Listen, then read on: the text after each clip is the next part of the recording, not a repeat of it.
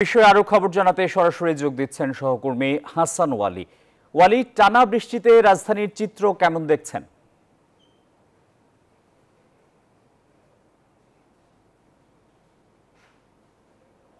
ধন্যবাদ। আমি এই মুহূর্তে আবহাওয়া দপ্তরে রয়েছি। একটু আগেই কিন্তু রাজধানীর বিভিন্ন সড়কে যে জলাবদ্ধতা সেটি দেখেছি। সকালে যখন আবহাওয়া দপ্তর থেকে ব্রিফিং করা হয়েছিল তখন কিন্তু আমাদেরকে জানানো হচ্ছিল ৪৪ মিলিমিটার বৃষ্টিপাত রেকর্ডের কথা।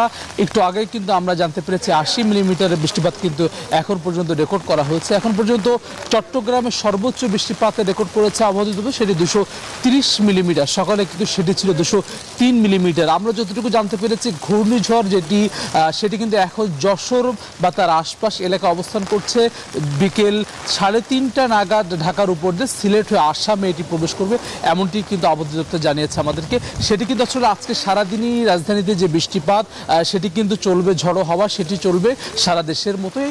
আগামীকালকেও কিছুটা থাকবে এমনটি কিন্তু আবহাওয়া অফিস আমাদেরকে বলেছে। এখন পর্যন্ত আসলে কোনো যে ধরনের ক্ষয়ক্ষতির আশঙ্কা ছিল সেটি কিন্তু এখন আর নেই। অর্থাৎ ঘূর্ণিঝড়টি নতুন করে শক্তি সঞ্চয় করার কোনো ধরনের সম্ভাবনা নতুন করে নেই। অর্থাৎ যেটি ছিল, যেই পরিমাণ ভয়াবহ ক্ষয়ক্ষতির আশঙ্কা ছিল তেমন কিন্তু আসলে তারা বলছে যে সেটি শক্তি কিছুটা কমার ফলে কিন্তু তার যেই আঘাত সেটি কিছুটা কম হয়েছে। তবে রাজধানীতে কিন্তু তার প্রভাব আমরা একেবারে দেখছি। সকালে যদিও কিছুটা গুঁড়ি গুঁড়ি বৃষ্টি ছিল, বেলা বাড়ার সঙ্গে সঙ্গে বৃষ্টিপাত যেমন বেড়েছে, এখন কিন্তু দেখছি একটু পরপরই ঝড়ো হাওয়ার সঙ্গে সঙ্গে কিন্তু আসলে ঝড়ো হাওয়া বৃষ্টিপাত তেমনটি কিন্তু হয়েছে।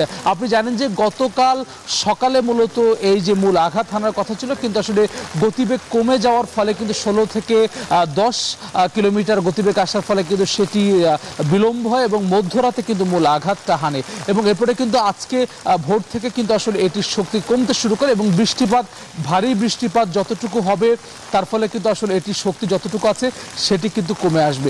বাংলাদেশে এখন পর্যন্ত উপকূল এলাকাগুলোতে যেমন আঘাত হেনেছে, রাজধানীতে গত কয়েকদিনে যেহেতু বৃষ্টিপাত ছিল না সারা দেশে, আসলে বৃষ্টি পশ্চিমের আগে বড় ধরনের ঘূর্ণিঝড়, যার ফলে কিন্তু বৃষ্টিপাত বেশি হবে এমনটি কিন্তু আবহাওয়া দপ্তর আগেই জানিয়ে রেখেছিল তাদের পূর্বাভাসে।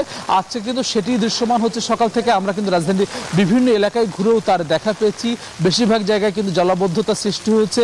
যদিও আমরা যান চলাচলের সংখ্যা কম দেখেছি, কারণ আসলে ঘূর্ণিঝড়ের কারণে অনেকেই সতর্কতার অংশ হিসেবে বাড়ি থেকে আজকে একেবারেই বের হননি, যাদের খুব জরুরি কাজ নেই তারা ছাড়া, যার ফলে কিন্তু আসলে সেই অবস্থা চলছে।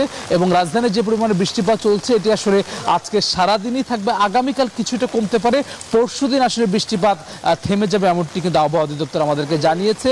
সারা দেশে কিন্তু বৃষ্টিপাত হচ্ছে। আমরা এখন যেতে চাই বরিশালে।